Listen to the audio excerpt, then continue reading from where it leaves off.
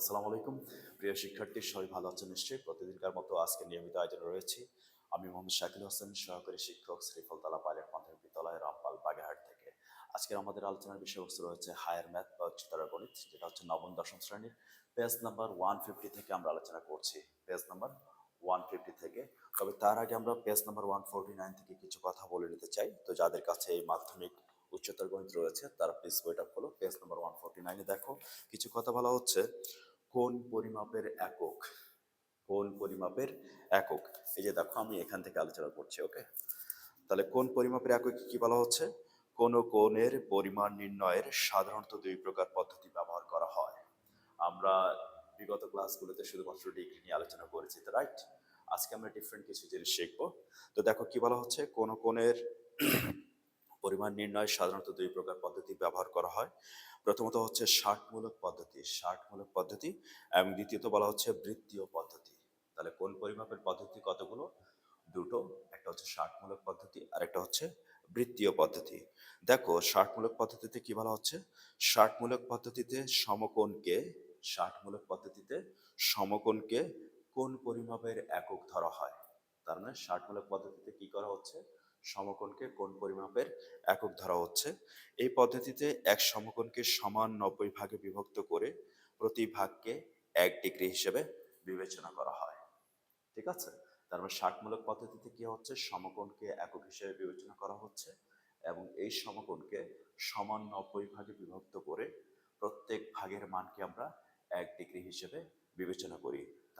তার মানে ইতিপূর্বে আমরা বিভিন্ন ক্লাসে যেগুলো শিখে এসেছি কোণের পরিমাপের বিষয়, বিভিন্ন 5 ডিগ্রি, 10 ডিগ্রি, 90 ডিগ্রি, 70 ডিগ্রি, এই যে ডিগ্রি যে বিষয়গুলো শিখে আসছি, এগুলো হচ্ছে কোন পদ্ধতি? ষাটমূলক পদ্ধতি। এবার আমরা চলে আসি পরবর্তী পেজে। এখানে দেখো পেজ নাম্বার 150-তে এখানে বলা হচ্ছে রেডিয়ান। ঠিক আছে, আমি কিছু জিনিস স্কিপ করে যাচ্ছি, তোমরা ডিরেক্টলি চলে আসো রেডিয়ানে। বলা হচ্ছে কোন বৃত্তের ব্যাসার্ধের সমান চাপ, কোন বৃত্তের ব্যাসার্ধের সমান চাপ ওই বৃত্তের কেন্দ্রে যে কোণ উৎপন্ন করে সেই কোণকে বলা হচ্ছে 1 রেডিয়ান। তোমাদের বোঝার সুবিধার্থে আমি আগে থেকে কিছু ছবি এঁকে রেখেছি। মনে করো এটা হচ্ছে একটা বৃত্ত। এই বৃত্ত থেকে আমরা কি দেখতে পাচ্ছি চিত্রের মধ্যে? সি এ আর। সি এর সমান হচ্ছে কি? আর বা রেডিয়াস বা ব্যাসার্ধ। তার মানে এই আরটা হচ্ছে কি? এই পুরো বৃত্তটার ব্যাসার্ধ। আমরা ধরে নিলাম যে সি এ সমান আর সমান 5 সেন্টিমিটার। তার মানে এই বৃত্তের ব্যাসার্ধের মান কত? 5 সেন্টিমিটার। এটুকু ক্লিয়ার? এখন আমরা যদি এই এ থেকে শুরু করে আমরা ডি এর দিকে বা এ পাশে যে কোনো পাশে আমরা এ থেকে স্টার্ট করে এ থেকে উপরের দিকে এই পাশে অথবা এ থেকে নিচের দিকে এই পাশে যে কোনো পাশে 5 সেন্টিমিটারের যদি একটা বৃত্তচাপ নেই, কত সেন্টিমিটার?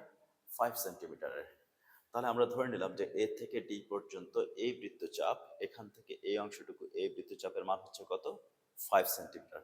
তাহলে এই বৃত্তচাপটা এই কেন্দ্রে যে কোণ উৎপন্ন করছে, এই বৃত্তচাপটা কেন্দ্রে যে কোণ উৎপন্ন করছে, তার মানে ডি থেকে সি যোগ করলাম, এ থেকে সি, এটা তো যোগ করা ছিল। তাহলে এখানে যে কোণটা তৈরি হচ্ছে এই কোণটাকে বলা হচ্ছে 1 রেডিয়ান। তার মানে সহজ কথা হচ্ছে কোনো একটা বৃত্তের ব্যাসার্ধ, কোনো একটা বৃত্তের ব্যাসার্ধের মান যতটুকু, ওই বৃত্তের ব্যাসার্ধের সমান দৈর্ঘ্য বিশিষ্ট চাপ, মানে একটা বৃত্তের ব্যাসার্ধ যতটুকু থাকবে এর সমান দৈর্ঘ্যের বৃত্তচাপ ওই বৃত্তের কেন্দ্রে যে কোণ তৈরি করবে তাকে আমরা বলবো 1 রেডিয়ান কোণ। আশা করি তোমরা 1 রেডিয়ান সম্পর্কে বুঝতে পেরেছো। আমরা এরকম আরো অনেক বেশি শিক্ষামূলক ভিডিও পোস্ট করব।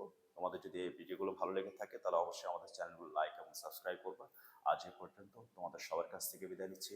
আমি মোহাম্মদ শাকিল হোসেন, সহকারী শিক্ষক, শ্রীফলতলা পাইলট মাধ্যমিক বিদ্যালয়, রামপাল, বাগেরহাট থেকে। আল্লাহ হাফেজ, দেখা হবে সামনে।